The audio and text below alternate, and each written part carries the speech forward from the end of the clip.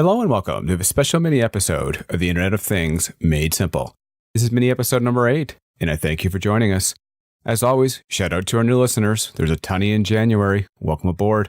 Check out our webpage, theinternetofThingsmadesimple.com, and kindly subscribe to this podcast using your favorite podcast service. As I've often mentioned, mini episodes are ones that kind of got caught in the middle. They're too long to cover in a 3 to 5 minute open segment, but not long enough to justify a 15 to 20 minute main segment.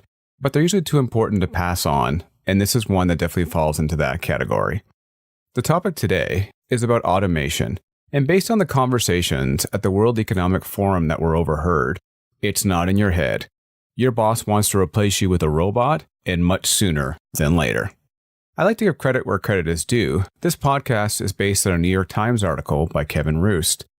Mr. Roost revealed that during his conversations with executives about automation, the answers tended to differ based on who may be listening.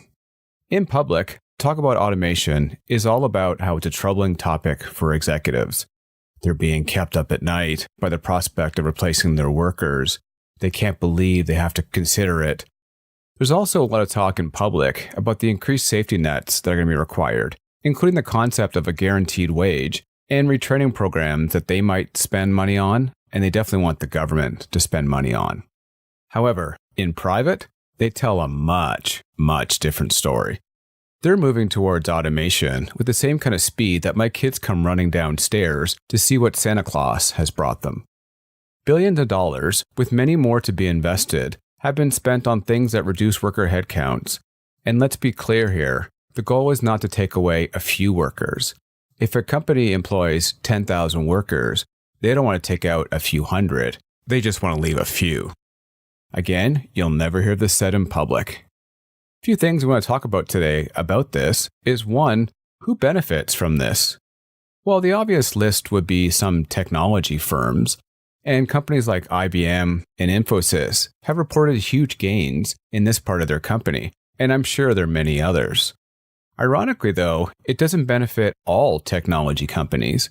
Look at a company like Dell or Apple or even the cell phone carriers.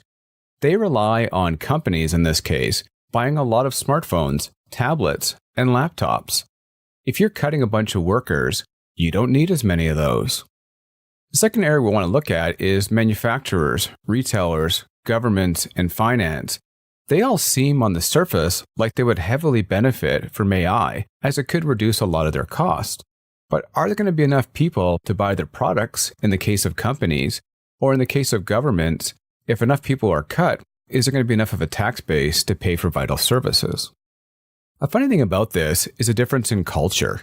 Many countries around the world have executives that openly brag about automation, and that includes some Chinese companies, who have stated that their goal is to go 100% automated and not down the road. They want to do it now. This makes it harder for North American and European companies to compete.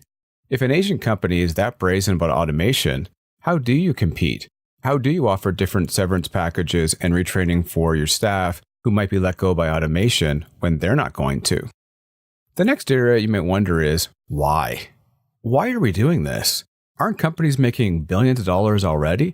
Why this rush towards automation? They're worried about their competitors doing it first.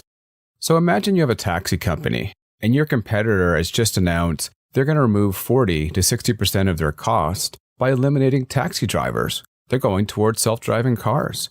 How do you compete?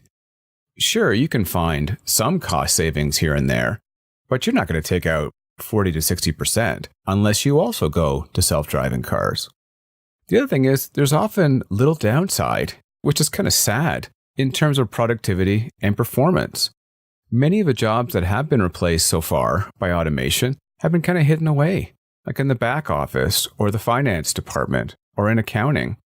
There's been little or no drop to customer service that people have noticed, so companies are pushing ahead.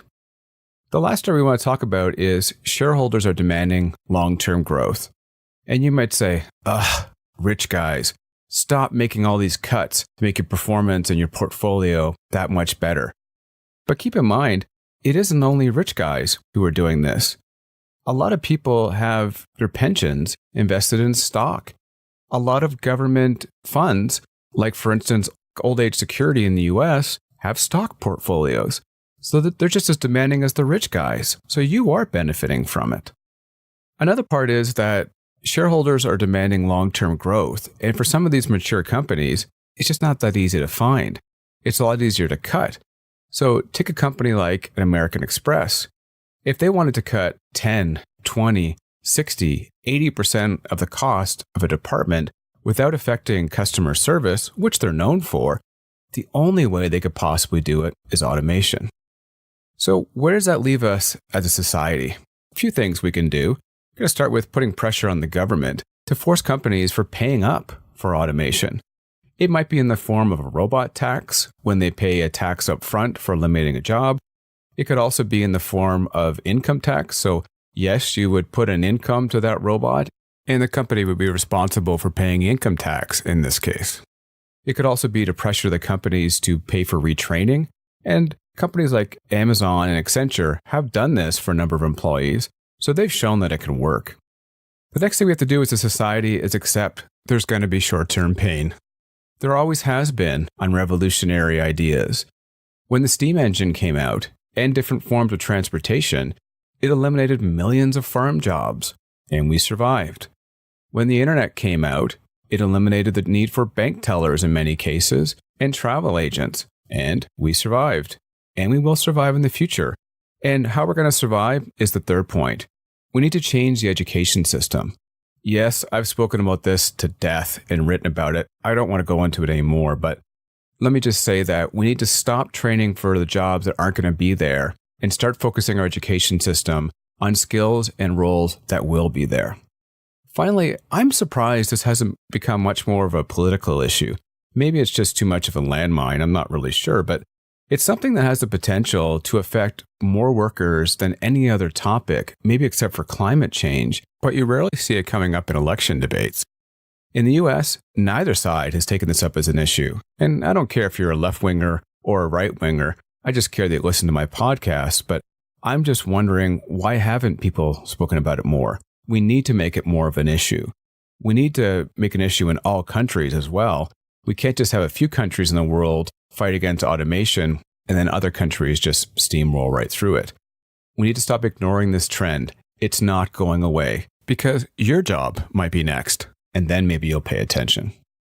Many thanks for listening to this mini episode. I used to talk about the back catalog at this time of the show, but in this case, I want to talk about some episodes that are coming up in a little bit. The first is a guide to buying a gateway, an IoT gateway, in 2019, in which we're going to cover 10 features that you need to know about, why they're important, and should they be a factor in your decision.